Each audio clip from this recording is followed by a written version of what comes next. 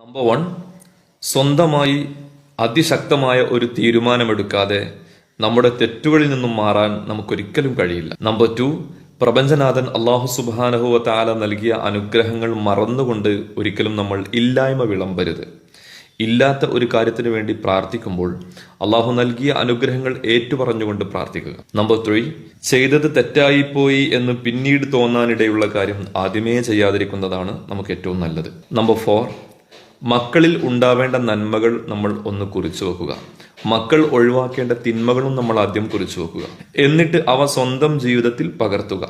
എന്നാൽ മക്കൾ നന്നായിക്കൊള്ളും. നമ്പർ 5, ബുദ്ധിപരമായി നല്ല വാക്കുകൾ കൊണ്ട് നിങ്ങൾ ആജ്ഞാപിക്കുകയാണെങ്കിൽ അതിമനോഹരമായി നിങ്ങൾ അനുസരിക്കപ്പെടും.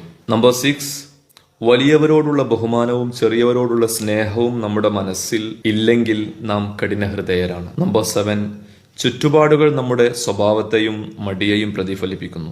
ചുറ്റുപാടുകൾ നന്നാക്കുക, നല്ല ചുറ്റുപാടുകൾ ഉണ്ടാക്കുക.